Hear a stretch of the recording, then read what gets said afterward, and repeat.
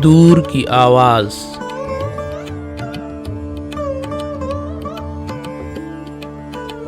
नुकरई घंटियां सी बजती हैं, धीमी आवाज़ मेरे कानों में।